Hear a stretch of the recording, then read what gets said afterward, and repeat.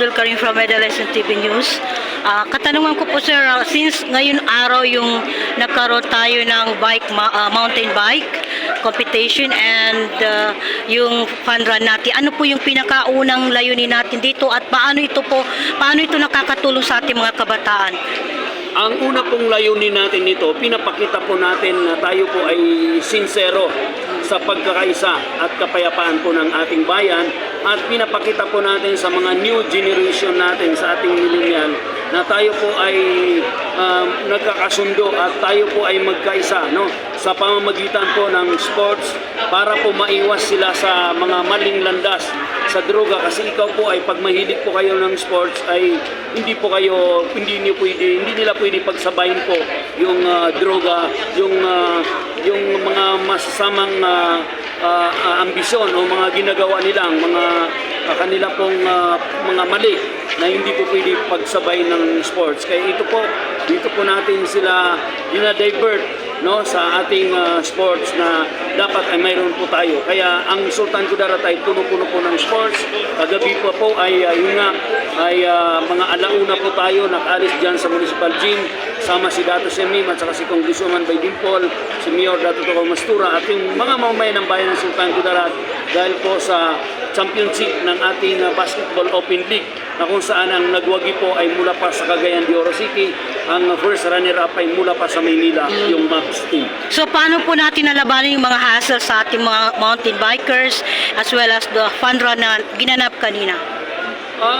Sa pamamagitan po ng pagsabaryan kung yung mga hassle, kasi hindi po natin maiwasan yung mga ganon. Halimbawa kanina, hindi natin maiwasan na may mga nasiraan, mga ganon. Accident. So, di ba? Ano po yung sinasabi mo na hassle?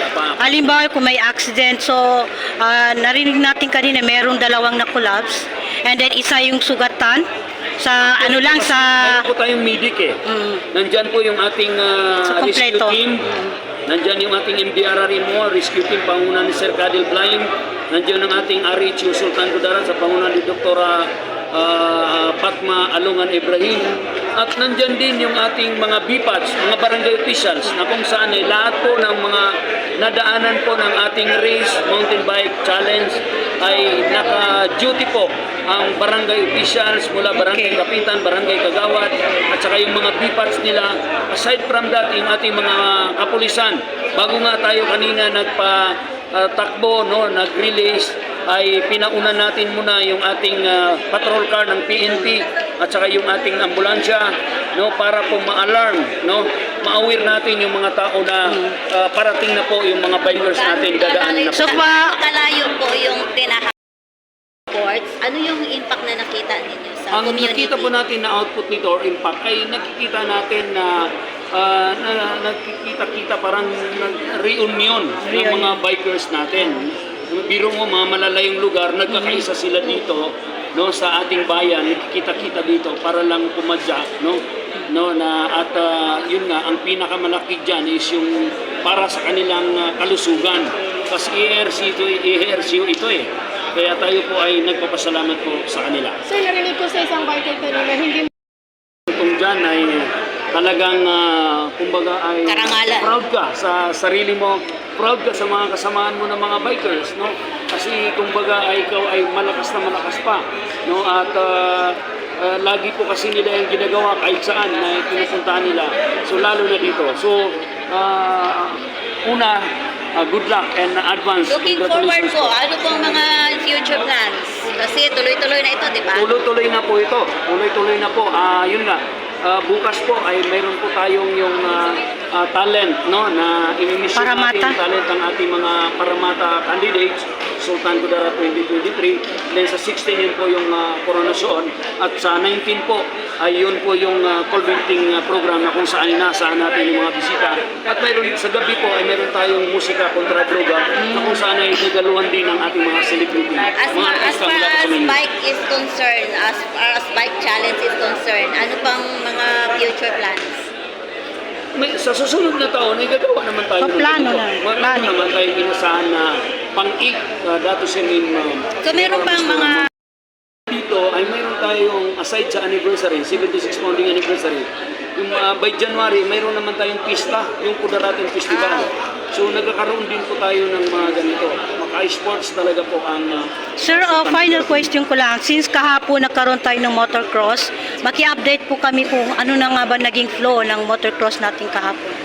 Actually, ang motocross at saka yung car show, hindi po ako yung committee na Okay. direct. Pero as a administrator, ang nakita ko po ay talagang maganda rin kay dinaluhan din ng maraming mga participants at nagustuhan nila. Nakita po natin ang mga post sa social media na kung saan ay tuwang-tuwa po yung lahat po ng nakisabak at yung mga manunood natin.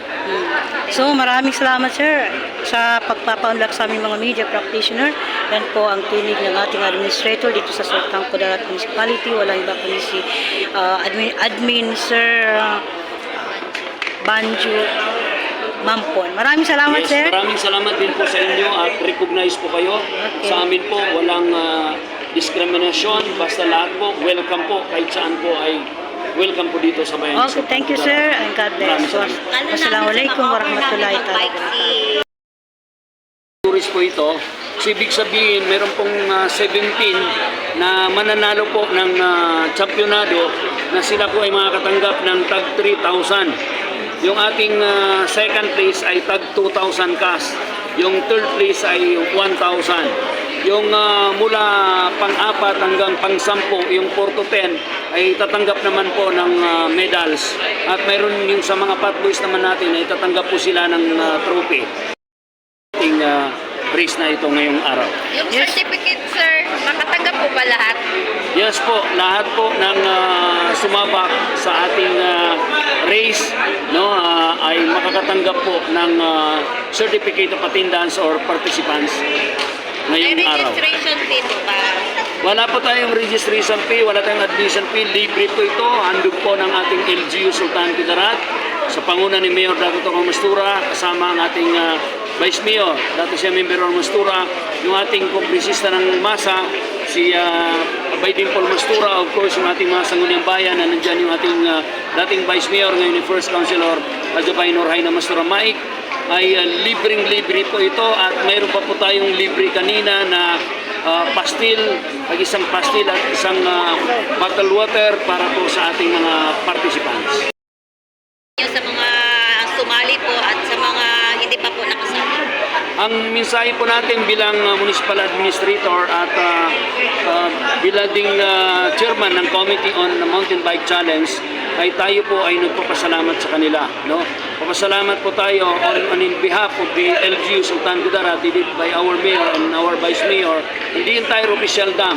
The LGU ay lubos po tayo nagpapasalamat sa lahat po ng mga participants na kung saan ay pinaunlakan po, pinagbigyan po ang ating invitation sa kanila para po makisali, maki-enjoy ngayong taong 2023 sa ating 7 Dato Semim Biruan Mastura Mountain Bike Challenge na sila po ay pagod na pagod, ay galing pa po sa iba't ibang lugar at alam po natin na yung iba ay bago lang din lumahok sa iba pang mga pantipala o mga race sa ibang mga lugar dahil nagkakasabay-sabay po, halos nagkakasabay-sabay.